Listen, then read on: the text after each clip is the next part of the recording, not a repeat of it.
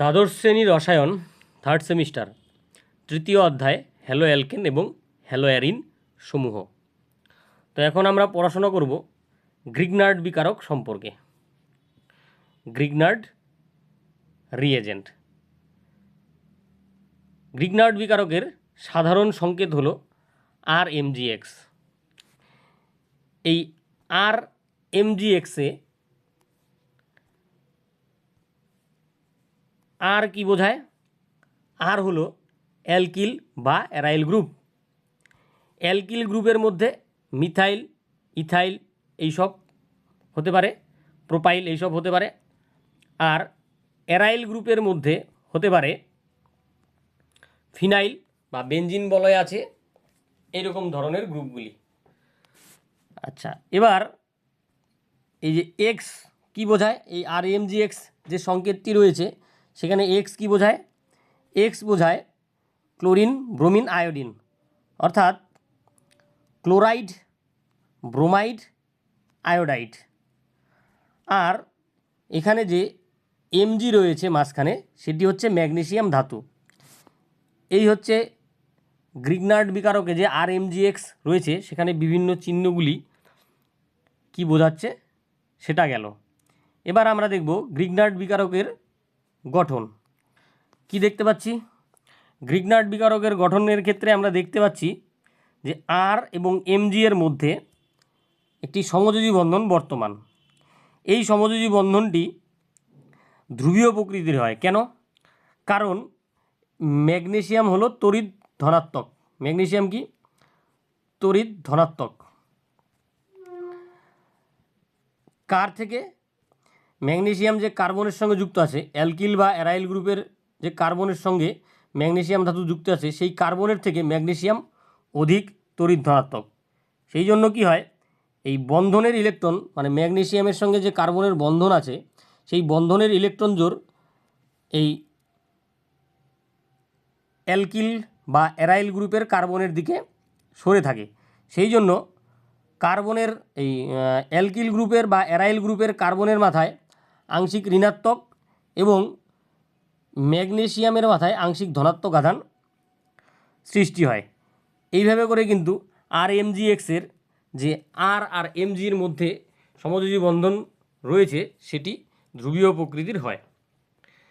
এবার আমরা দেখব যে এই গ্রিগনার্ড বিকারক নামটি কিভাবে এলো। অ্যাকচুয়ালি গ্রিগনার্ড বিকারক আবিষ্কার করেছিলেন বিজ্ঞানী ভিক্টর গ্রিগনার্ড। তিনি এই বিকারকটি আবিষ্কার করার জন্য নোবেল পুরস্কার পেয়েছিলেন। তার নাম অনুসারে এই বিকারকটিকে বলা হয় গ্রিগনার্ড বিকারক। যাই হোক, তাহলে আমরা কি দেখতে পাচ্ছি? গ্রিগনার্ড বিকারক হচ্ছে RMgX। এবার আমরা গ্রিগনার্ড বিকারক প্রস্তুত করব। গ্রিগনার্ড বিকারককে প্রস্তুত করব। তাহলে গ্রিগনার্ড বিকারক প্রস্তুত করার জন্য আমাদেরকে নিতে হবে অ্যালকিল বা অ্যারাইল হ্যালাইড। কি নিতে হবে? অ্যালকিল বা অ্যারাইল হ্যালাইড। ঠিক আছে, এবং সেটা নিতে হবে বিশুদ্ধ অর্থাৎ পরিষ্কার এবং শুষ্ক। বিশুদ্ধ অ্যালকিল বা অ্যারাইল হ্যালাইড নিতে হবে। তার সঙ্গে নিতে হবে বিশুদ্ধ ও শুষ্ক ম্যাগনেসিয়াম। নিয়ে কি করতে হবে? অনার্দ্র ইথারীয় দ্রাবকে দ্রবীভূত করতে হবে।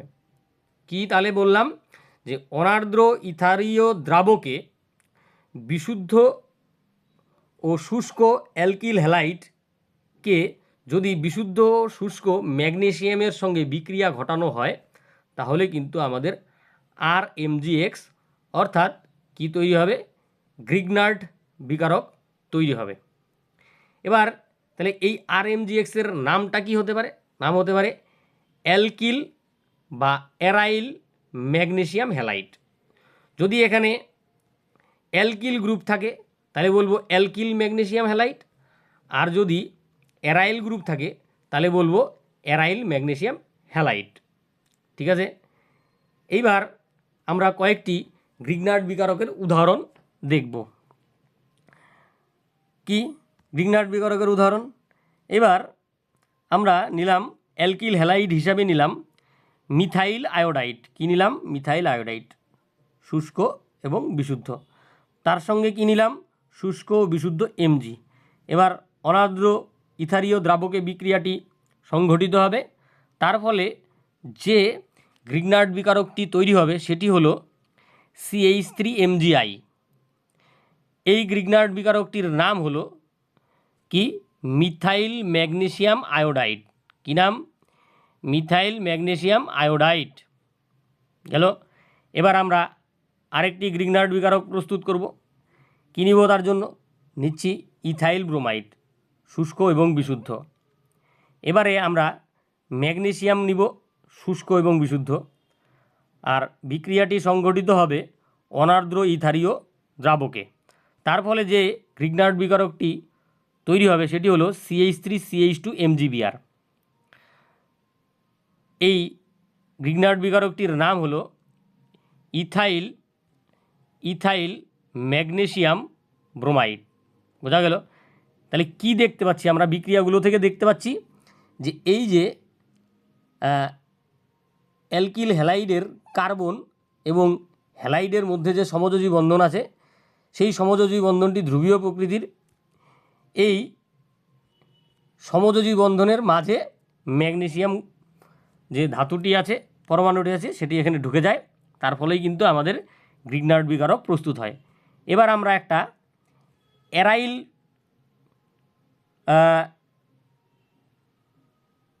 অ্যারাইল গ্রুপ দিয়ে গ্রিগনার্ড বিকারক তৈরি করব, অর্থাৎ অ্যারাইল ম্যাগনেসিয়াম হ্যালাইড। কি? এই যে অ্যারাইল ম্যাগনেসিয়াম হ্যালাইড তৈরি করব। তার জন্য আমরা নিয়ে নিচ্ছি ফিনাইল ব্রোমাইড বা ব্রোমোবেনজিন, শুষ্ক এবং বিশুদ্ধ। এরপরে আমরা ম্যাগনেসিয়াম নিয়ে নিব, শুষ্ক এবং বিশুদ্ধ।